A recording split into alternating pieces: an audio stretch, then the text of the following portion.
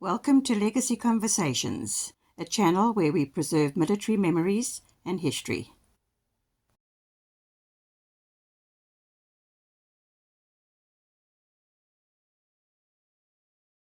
Hello everyone, I'm excited today. We're still at the SAAF at Swartkop, and guys, there's a fantastic museum. If you haven't gone there, please go there. It is absolutely worth your time.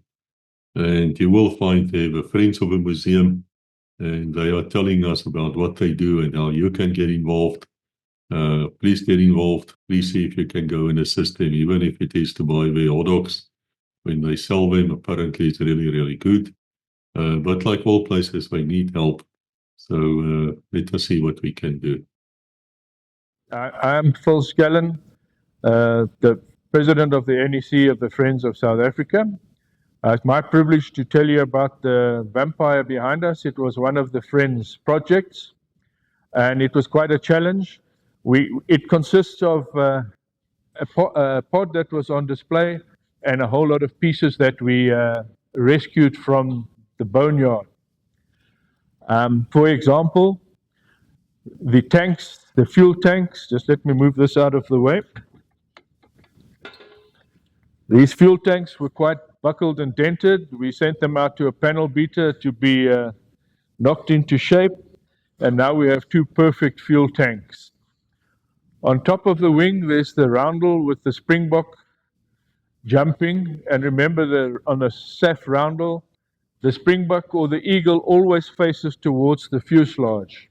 We had a guy, Johan Smith, who's unfortunately passed away, and he made these roundels out of newspaper and masking tape. We didn't have stencils for them, and they're perfect. So that was his contribution. What's interesting, we had an old air mechanic that worked on the project, and he told us when they got the vampires into South Africa and they took them up and they trimmed them, got them all perfect, and then they painted the roundels on, and just that paint of the roundel threw the trim out. So that's quite an interesting little point. And then, as you know, the vampire comes from the same factory as a mosquito. So this first part is wood, and then it has some metal, especially around the engine. Obviously that gets quite hot. And I got into a lot of trouble because they had finished painting the vampire in the color scheme of 229. It's a fighter with the 6 machine guns and cannons actually underneath it, which the Rhodesians actually took out and mounted on vehicles, as did Jan Breitenbach when he was in 44 Regiment, the Pathfinders. And they painted this so nicely, and then me and Nick found a gun camera in the boneyard, and we lifted up this panel so we could install the gun camera here, and we chipped the paint. Now, the friend that was in charge of the painting was highly unamused with us. Anyway, we patched it. That doesn't look as good as it was, but there's the gun camera, which added that little bit more authenticity to the restoration of the vampire. And the vampire was started with a battery pack, and we found an old battery pack in the boneyard, and it was quite easy to get it looking pretty decent, but to find these tires, that was quite a mission.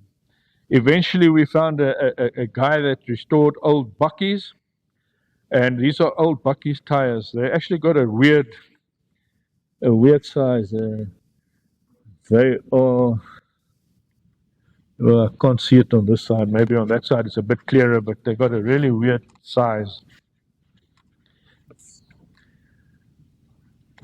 My eyesight's failing me here, but it's a size you'd never have heard of. But anyway, we managed to find these tires, and now it's got the right size tires for what it had.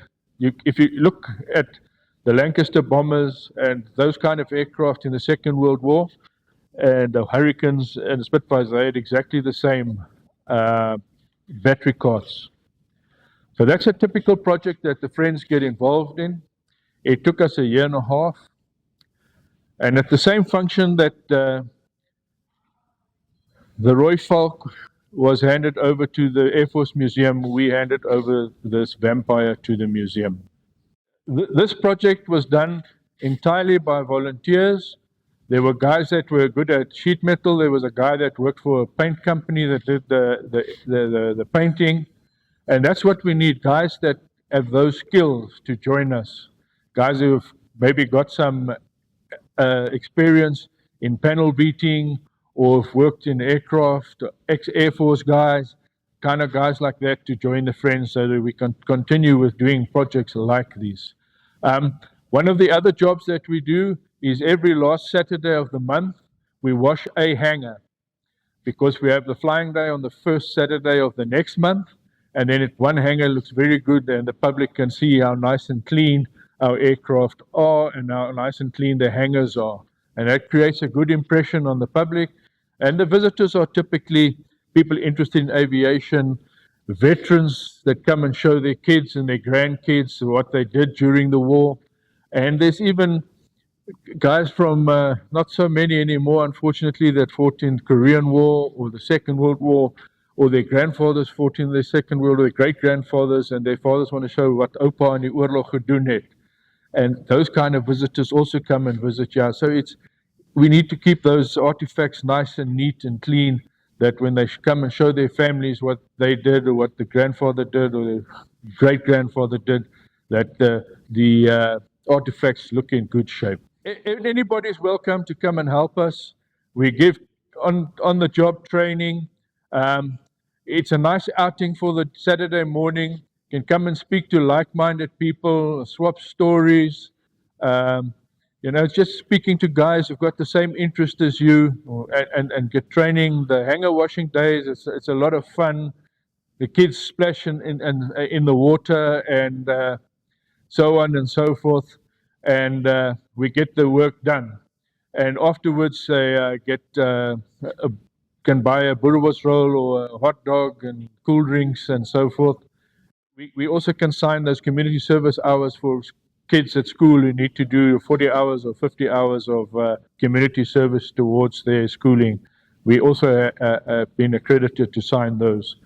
So it does count as community service as well for school children. We're in front of the Friends kiosk between hangars 2 and 3. And this is where the Friends prepare snacks and cool drinks, hot dogs, boerewors rolls for the visitors to the museum. Snacks and cool drinks on the normal Saturdays, and then on the flying days we add in the boerewors rolls and the hot dogs.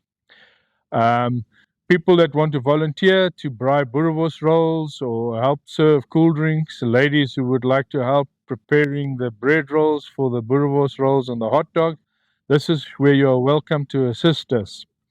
I would be remiss if I didn't point out the lovely new roof that the Friends put on. The ladies inside were complaining the other roof was dripping on them a bit. So the building team that helps restore the buildings and maintain the facilities here at the museum amongst the Friends, we got together and we put on a new roof in November and December last year. So hopefully it will stay dry and we'll have a lot of good times inside the kiosk on Saturdays.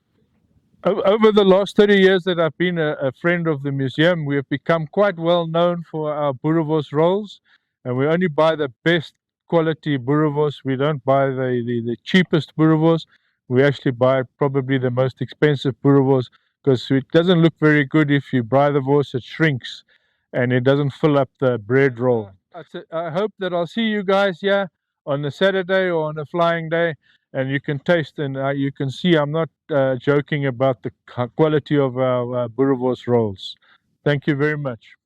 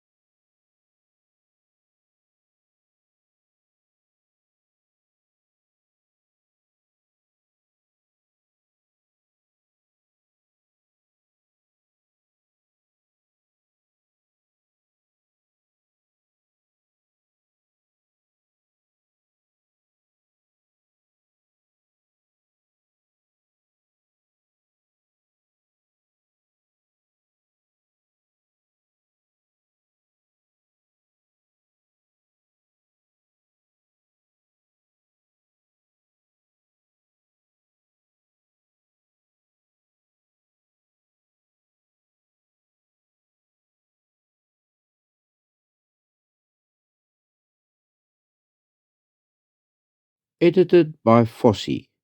If you'd like to see what he gets up to in his spare time, do please visit his own little YouTube channel, Fossey at Treasure and Treats. Links included below. Your support would be highly appreciated. Help me grow my little channel. Thank you. Dankie.